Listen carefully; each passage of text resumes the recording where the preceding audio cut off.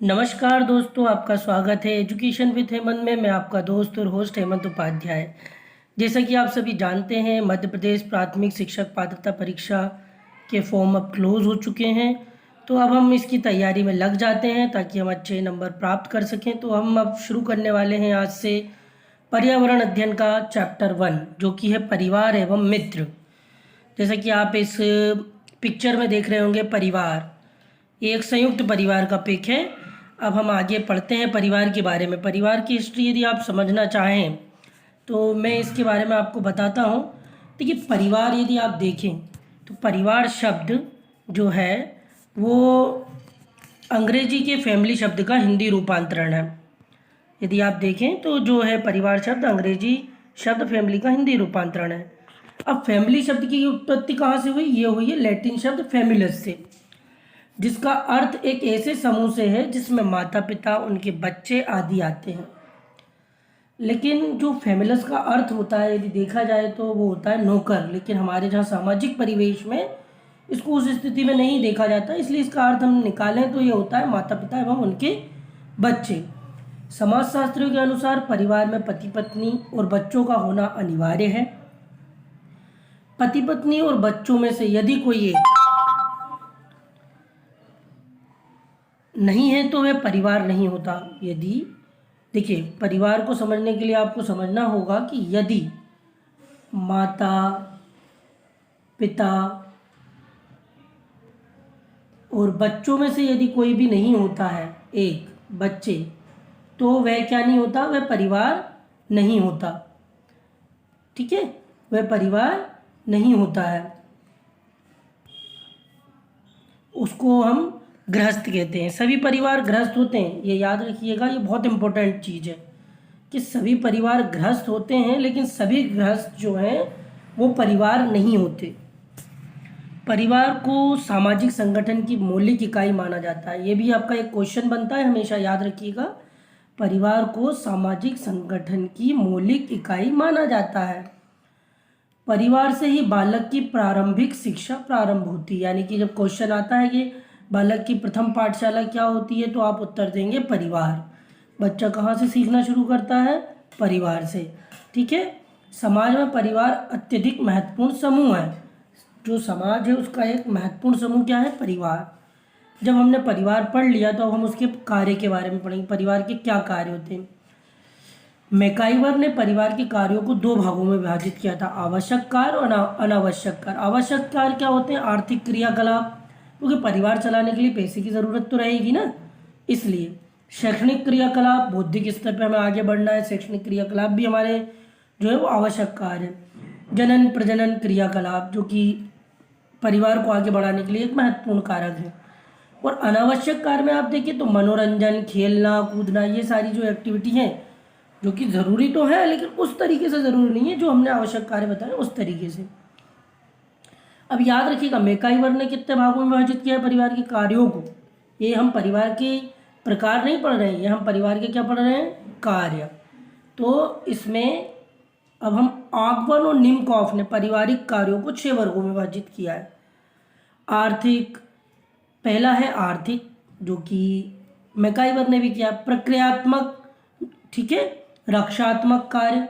आनंदपद, जिनमें मज़ा आए, जो कि हमारे अनावश्यक कार्यों में थे शामिल। धार्मिक, हमारी कुछ धार्मिक मान्यताएं होती हैं परिवार की, वो उसको मानता है, ये सारी इसमें क्रियाविधि होती है। शैक्षणिक, जो कि हम पढ़ाई करते हैं, ये सारे। तो जो है आपको एक बार मैं बता देता हूँ, मैकाइवर ने कितने 2 भागों में बांटा है। कौन कौन से? आवश्यक और अनावश्यक। आवश्यक में क्या है? आर्थिक, शैक्षणिक और हमारे जनन प्रजनन क्रियाकलाप। अनावश्यक में क्या है? मनोरंजन की, खेल कूद, ये सारी एक्टिविटी हैं। और आगवन और निम्कॉफ ने पारिवारिक कार्यों को 6 भागों में वर्गीकृत किया है। आर्थिक, प्रक्रियात्मक, रक्षात्मक, आनंदपद, धार्मिक और शैक्षणिक। इसी प्रकार से लुडबर्ग ने भी पारिवारिक कार्यों को 4 प्रमुख क्रियाकलाप बताए। उन्होंने 4 तरीके से उन्होंने भी विभाजित किया है। पहला है प्राथमिक समूह का संतोष, प्राइमरी ग्रुप का सेटिस्फेक्शन। ठीक है। दूसरा है श्रमिकों का सहयोग व विभावन। और तीसरा है बच्चों की देखभाल व प्रशिक्षण योग व्यवहार में और प्रजनन आदि सम्मिलित है।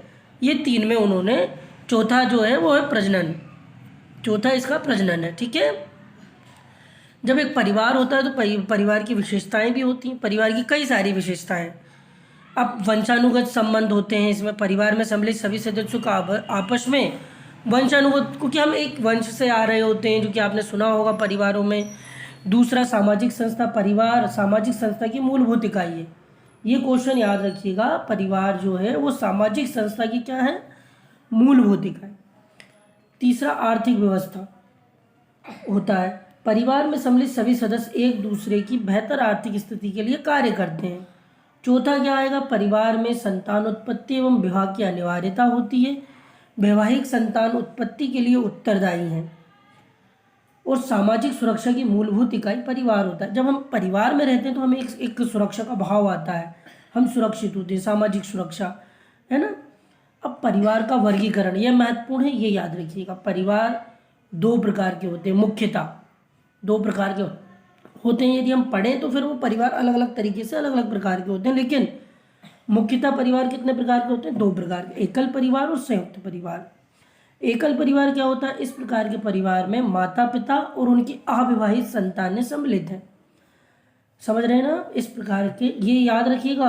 आप ये विवाहित संतानें कर देंगे तो वो फिर रूप बदल जाता है। इस प्रकार के परिवार में माता पिता और उनकी अविवाहित संतानें सम्मिलित हैं।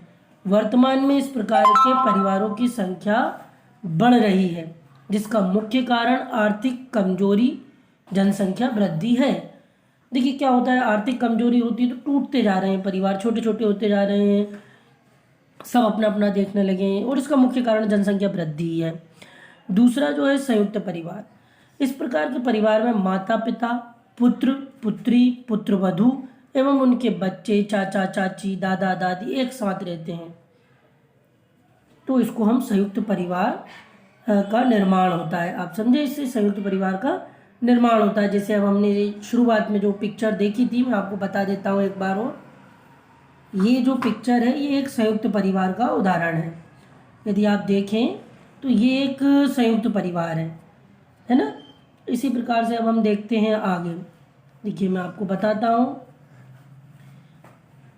तो एकल परिवार और संयुक्त परिवार और एकल परिवार समझ गए आप। एकल परिवार क्या है, जिसमें माता पिता और उनकी अविवाहित संतानें सम्मिलित हैं, और आजकल इन्हीं की जो है जनसंख्या बढ़ रही है, ऐसे परिवारों की संख्या बढ़ रही है। संयुक्त परिवार क्या है, जिसमें हम सब मिलकर रहते हैं, माता पिता, पुत्र पुत्री, पुत्रवधू एवं उनके बच्चे, चाचा चाची, दादा दादी सब साथ रहते हैं। परिवार के अन्य प्रकार भी हैं। मातृस्थान परिवार, इस प्रकार के परिवार में वैवाहिक युगल स्त्री के परिवार के साथ निवास करता है। ये मातृस्थान परिवार जो है, इसमें क्या होता है, जो कि लोग बोलते हैं घर जमाई, ये सारी चीज़ें जो है वो मातृस्थान परिवार बन जाता है। फिर वैवाहिक परिवार, ये विवाह के उपरांत जो परिवार बनता है, पति पत्नी, ये वैवाहिक परिवार होता है। समरक्त संबंधी परिवार, ये भी संयुक्त परिवार का, ये सब जो इनके संबंध आपस में, चाचा का, ताऊ का, ये सब एक साथ जो रह रहे, ये भी संयुक्त परिवार का ही एक रूप है। इसको अभिविन्यास परिवार भी कहा जाता है। परिवार का महत्व, इम्पोर्टेंस ऑफ फैमिली क्या है, देखिए पहला, परिवार में सर्वप्रथम बालक का समाजीकरण होता है। ये तो आप लोगों ने भी अपने आसपास देखा होगा कि जो बालक एकल परिवार में रह रहे हैं उनकी तुलना में जो परिवार संयुक्त परिवार में रह रहे हैं या परिवार के साथ रह रहे हैं, उनका सामाजिकरण बहुत अच्छा होता है। बालक के परिवार की सामाजिक स्थिति भी बालक के सामाजिक विकास को प्रभावित करती। समाज में परिवार का क्या स्थान है, ये भी उसके सामाजिक विकास को प्रभावित करता है। सिंपल सी बात है, आपकी समाज में एक अच्छी छवि बनी हुई है परिवार की, तो वो बच्चे के सामाजिक विकास बहुत अच्छे से होगा। किसी की छवि खराब बनी हुई है तो बच्चे की मनोदशा पे भी उसका फर्क पड़ेगा। तो ये सारी चीज़ें, माता पिता के स्वास्थ्य और शारीरिक रचना का प्रभाव भी बालक पर पड़ता है।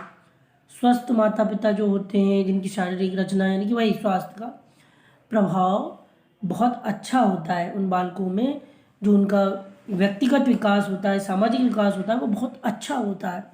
और जिनके माता पिता बीमार होते हैं तो उनका उतना अच्छा विकास नहीं हो पाता है सामाजिक तौर पर। बालक के स्वाभाविक विकास में वातावरण के तत्व सहायक होते हैं। बच्चों को अच्छा वातावरण देना परिवार की जिम्मेदारी होती है। इस चीज़ को ध्यान रखें। बच्चे के स्वाभाविक विकास में वातावरण का एक महत्वपूर्ण योगदान है और ये परिवार की जिम्मेदारी है कि बच्चे को अच्छा जो है वो वातावरण दे। अब हम देखिए 5, बालक की नियमित दिनचर्या को प्रभाव उसके शारीरिक विकास में पड़ता है। यदि कोई बच्चा लेट उठ रहा है तो उसका भी उसके विकास में प्रभाव पड़ेगा। बच्चे के समुचित विकास के लिए खेलकूद आवश्यक है, जिसकी जिम्मेदारी परिवार की होती है। तो इस चीज़ को आप समझें कि ये जो है बालक की मानसिक क्षमता, 7वां है बालक की मानसिक क्षमता में के विकास में उसके वंशानुक्रम का प्रमुख योगदान होता है, जो उसे परिवार से प्राप्त होता है। इसका भी बहुत प्रभाव पड़ता है बच्चे के सामाजिक विकास में। तो ये सारे मुख्य बिंदु रहे हैं इसके। अब अगला जो टॉपिक है वो है मित्र। आप देख रहे होंगे चित्र में, ये सामने आपको पिक्चर में दिख रहा होगा मित्र, चित्र से ही आप समझ गए होंगे। तो मित्र की परिभाषा जो है वो हम अलग अलग तरीके से दे सकते हैं। तो ये देखिए मैं आपको बताता हूँ। पहला आप देखें, बालक के कार्यों में उसका सहयोग करने वाला अथवा उसके साथ खेलने वाला बालक उसका मित्र कहलाता है। और यह आवश्यक नहीं है कि समुदाय के सभी बालकों के साथ बालक के संबंध अच्छे हों। ये जरूरी नहीं है कि समुदाय के सभी बालकों से उसके, क्योंकि आपके क्या सभी दोस्त होते नहीं होते। इसी प्रकार से समुदाय में जिन बालकों के साथ बच्चे के अच्छे संबंध होते हैं बालक के मित्र या दोस्त होते हैं। जिनके साथ उसके अच्छे संबंध है वो उसके मित्र या दोस्त हैं। मित्र बनाने के लिए बालक स्वतंत्र होता है, वह अपनी रुचि के अनुसार मित्र बनाता है। उसमें कोई दबाव नहीं होता कि इसको बनाओ या उसको बनाओ, ये तो स्वतंत्र होता है वो। मित्रता किसी पर थोपी नहीं जा सकती कि आप इसको बनाओ, इससे दोस्ती करो, नहीं। ये मित्रता तो अंदर से आती है और जो हमारे लिए सहयोग कर रहा है, हमारे लिए अच्छा कर रहा है, वही हमारा एक अच्छा मित्र होता है। मित्रता में बालक एक दूसरे के लिए कुछ भी करने के लिए तैयार रहते हैं। मित्रता जो है एक ऐसी चीज़ होती है और बालपन मनोदशा वो होती है कि हमारा मित्र ही सबसे सही है, माता पिता भी उसके आगे सही नहीं होते, मित्र जो है वो सही है, ऐसी सोच होती है। तो अब हम आगे देखते हैं मित्रता का वर्गीकरण। मित्रता का वर्गीकरण, अरस्तु ने मित्रता का वर्गीकरण 3 भागों में निम्नलिखित प्रकार से किया है। पहला है देखिए उपयोगिता की मित्रता। ये जो है सेल्फिश जो हम बोलते हैं, इसमें मित्र वही होता है जिसको मित्रता में अपना हित दिखाई देता है ना। आनंद की मित्रता, इस प्रकार की मित्रता में मित्रों के बीच आपसी हित को लेकर सहमति रहती है और जो अपने आपसी ही खुशी मित्रों के बीच बांटते हैं। अच्छी मित्रता में 2 मित्रों के बीच आपसी सम्मान का भाव होता है। ये सबसे बेस्ट होती है क्योंकि इसमें एक दूसरे के प्रति सम्मान का भाव होता है, और जब सम्मान का भाव होता है तो हमें वही चीज़ सबसे अच्छी होती है। मित्रता का महत्व, ठीक है, मित्रता का महत्व बच्चों के सर्वांगीण विकास में सहायक सिद्ध होता है। संपूर्ण जो विकास है बच्चों का, उसमें मित्रता बहुत इंपॉर्टेंट चीज़ है। इस प्रकार से मित्रता के कुछ महत्व निम्नलिखित हैं। एक मित्र बालक के खेलकूद व अन्य कार्यों को संपन्न करने में सहायक होता है। एक अच्छा मित्र बालक को कुसंगति से बचाने की कोशिश करता है। आपने सुना होगा कि जैसी दोस्ती होती है वैसे ही आपके विचार बनते हैं, तो अच्छे दोस्तों के साथ रहेंगे तो अच्छे विचार बनेंगे। तीसरा, बच्चों की मानसिक स्थिति में भी मित्रता व मित्र अहम भूमिका निभाते हैं। अब हम आगे बढ़ते हैं, जो है संबंध में आपको बताता हूँ। संबंध, रिलेशन। अब संबंध के बारे में यदि हम पढ़ें तो संबंध वे बुनियाद होती है जिसमें 2 अथवा 2 से अधिक लोग रक्त विवाह और भावनाओं के आधार पर एक दूसरे से जुड़े रहते होते हैं। बालकों के संपूर्ण विकास में संबंध का एक अहम योगदान है। जब आपके संबंध यानी कि जो आपके परिवार के लोग हैं उनके साथ आपके अच्छे संबंध होंगे तो अच्छा विकास होगा बालक का। संबंध के द्वारा ही बालक समाज के अनुरूप कार्य करने को, कि हम किससे सीखते हैं, माता पिता, चाचा चाची, ताऊ भाई बहन, इनसे ही हम जैसा वो व्यवहार करते हैं उन्हीं को करके बच्चा सीखता है। परिवार के सदस्यों से संबंध में बालक प्रेम, स्नेह, सम्मान आदि के गुण भी सीखता है। एक दूसरे के प्रति सम्मान, स्नेह, ये सारे गुण कहाँ से सीखता है? परिवार के सदस्यों के आपसी संबंध से ही सीखता है। तो संबंध एक महत्वपूर्ण चीज है। संबंधों का वर्गीकरण यदि हम करें तो सामान्य रूप से संबंधों को दो भागों में बांटा गया। एक है वैवाहिक संबंध, ये वह संबंध है जो विवाह के कारण उत्पन्न होते हैं। अब इसमें आप समझ गए होंगे, सिंपल सी बात है, विवाह के बाद जो नए संबंध बनते हैं, रिलेशन बनते हैं, वही वैवाहिक संबंध है।